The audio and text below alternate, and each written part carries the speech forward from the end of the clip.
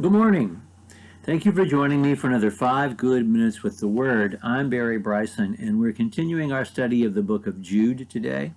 And we're going to be in Jude verses 12 through 16. Yesterday, when we were together, we saw Jude go through a long list of Old Testament examples. He had an extra biblical example to give. And examples of judgment upon the same kinds of people that are teaching falsehood in the presence of his readers. But the message, the overwhelming message, was one of a judgment that is swift, sure, and certain, and severe. And we saw that over and over again. But we also got some description of the kind of things they're doing. And we have these three characteristics that are continually repeated. There is the sexual immorality of it all, the indulging of the flesh. There is the denying of Jesus, and then there is the disrespect. Disrespect for heavenly authority, disrespect for the angels, disrespect. And these are the three characteristics of the false teachers. He is nowhere going to be debating these false teachers. He's not, in the manner of Paul, going to be mentioning their false teaching and then giving the biblical argument against it. He's assuming they get this already. He used yesterday, and I wish I had mentioned that, and I'm sorry I didn't, the phrase once for all, which is a phrase we know quite well from the book of Hebrews.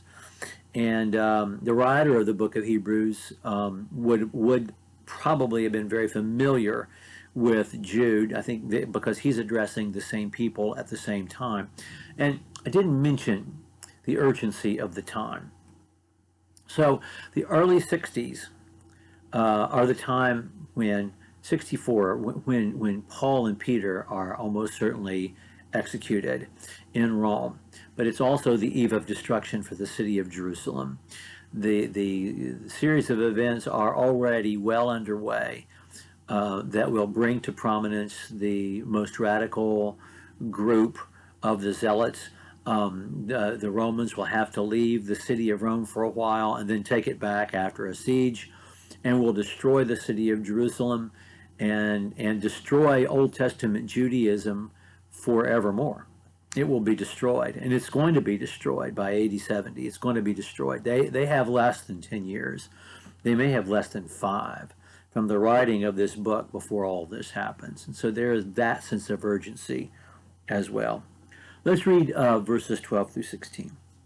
These men who are hidden reefs in your love feasts when they feast with you, without fear, caring for themselves, clouds without water, carried along by the winds, autumn trees without fruit, doubly dead, uprooted, wild waves of the sea, casting up their own shame like foam, wandering stars, for whom the black darkness have been reserved forever. About these also Enoch, the seventh from Adam, prophesied, saying, Behold, the Lord came with many thousands of his holy ones to execute judgment upon all and to convict all the ungodly of all their ungodly deeds which they have done in an ungodly way, and of all the harsh things which ungodly sinners have spoken against them.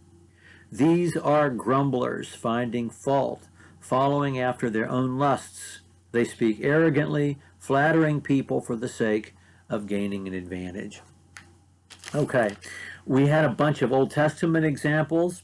Today we're going to have examples from nature, and two kinds of examples. One example is the example of unfulfilled promise. You know, that these are clouds without rain when you need rain. These are trees in autumn without fruit on them. It's harvest time, and there are no figs there are no figs in the fig tree. And you go there and it's empty. These are hollow men teaching hollow truths, teaching falsehoods. And so he communicates that truth about them. And then there's the fact that they are out of control. They're shameful. Stars wandering off their courses, waves that just throw up foam, and that foam is their shame. and the black darkness is reserved for them forever. And then he talks about Enoch.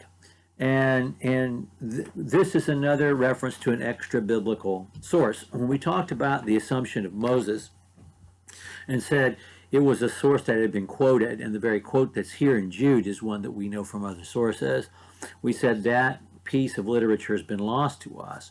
But not so the book of Enoch. The book of Enoch you can go online and find, or you can, find the apocryphal books of the Old Testament or something. You can find the book of Enoch, and these are direct quotes.